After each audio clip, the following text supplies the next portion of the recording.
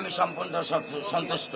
এবং আমাদের প্রধানমন্ত্রী যে আশ্বাস দিয়েছিলেন সেই সময়ের ভিতরে আমি আমার মেয়ের বিচার পেয়েছি। এই জন্য মাননীয় প্রধানমন্ত্রী, মাননীয় বিচারপতি এবং পুলিশ প্রশাসনের যে সহায়তা, তারা প্রতিটা টিম এবং মিডিয়া এবং বাংলাদেশের সর্বজনসাধারণ, তারা যে আমার পরিবারকে, আমার রামিসার সুষ্ঠু বিচার পাওয়ার জন্য যে সাহায্য সহযোগিতা আমাদেরকে মনোবল দিয়েছেন, তার জন্য আমি তাদের প্রত্যেকের কাছে কৃতজ্ঞ এবং আমার পরিবারের পক্ষ থেকে কৃতজ্ঞতা জানাচ্ছি। এখানে যেন আপিল না করতে পারে, সরকার যদি এই ব্যবস্থা যদি করতো, তাহলে আজকে জনগণ নিরাপত্তা একটা ভরসা করতো যে হ্যাঁ, এটা সঠিক রায় হয়েছে। নির্দোষ বাচ্চাকে যেভাবে হত্যা করা হয়েছে, যেভাবে বাচ্চাকে বেরমিতিকে মারা হয়েছে, আসামি এখন পর্যন্ত আসামিরা ফাঁসি দেওয়া হয় নাই। ঠিক আছে, তদন্ত করতে সময় লাগে, এটা মানলাম, আইনি কাজ আইন মতন করে, ঠিক আছে, তার মানে নেই যে এতদিন সময় দেওয়া লাগে। আসামি ধরা গেছে, ক্লিয়ার হয়ে গেছে, কেস একবার ক্লিয়ার, আপনি ফাঁসি দেন, যত তাড়াতাড়ি পারেন ফাঁসি দেন। আর বর্তমান আমাদের দেশে যে সন্ত্রাসী যে চলতেছে, এমন একটা শিক্ষা ফাঁসি দেন যে কোনো জেনারেশন পাপ না করতে পারে। সরকার যেভাবে রায় দিছে, জনগণ যেভাবে আশা নিয়েছিল, তার আশা পূর্ণ হয়েছে। এখন শুধু মৃত্যুদণ্ড হয়ে গেলে আমরা প্রধানমন্ত্রীকে মন থেকে এখনো ধন্যবাদ জানাই।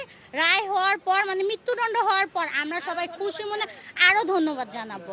এরকম অদহল ঘটনা ঘটে, যদি এই ধরনের রায় হয়, প্রত্যাশিত রায় যেটাতে বলা হয়, আশা করি এই ধরনের আর থাকবে না, ধর্ষণ থাকবে না মা বোনের প্রতি, এবং সবাই সুশৃঙ্খলভাবে চলাফেরা করতে পারবে রোডে ঘাটে।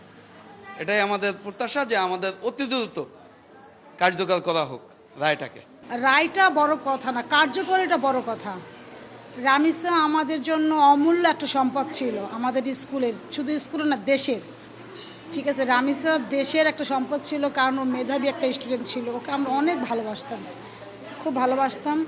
রাইসা আমাদের সন্তান, আমরা কখনো ওকে স্টুডেন্ট হিসেবে দেখিনি, আমরা সন্তানের একটা মনে। আপনারা তো জানেন যে মা বাবার পাশাপাশি দায়িত্ব কিন্তু শিক্ষক ঠিকই আর বেশি থাকে। তো ওই সূত্র দিয়ে আমি কিন্তু বলতে পারি নিঃসন্দেহে যে আমি একটা রামিসার মা পরিবর্তে আমি কিন্তু রামিসার আর একটা মা। যেহেতু রামিসা যখন ক্লাস প্লেতে পড়ে, তখন আমি ওর টিচার ছিলাম, ক্লাস টিচার। তো এখনও কিন্তু আমি ওকে প্রথম ক্লাসটা, এখন যে দ্বিতীয় শ্রেণীতে পড়ে, আমি প্রথম ক্লাসটা আমি নেই, শেষ ক্লাসটা আমি নেই। তো ওর অনুভূতি, ওর কথা বলার মতো না, বলে ওই ভাষাটা প্রকাশ করার মতো না, যে ও আমাদের আমি বুঝাতে পারবো না আপনাকে, যে আমাদের একটা সন্তান হারালে যেরকম কষ্ট লাগে, ঠিক আমাদের ওরকমই কষ্ট লাগছে রামিসার জন্য।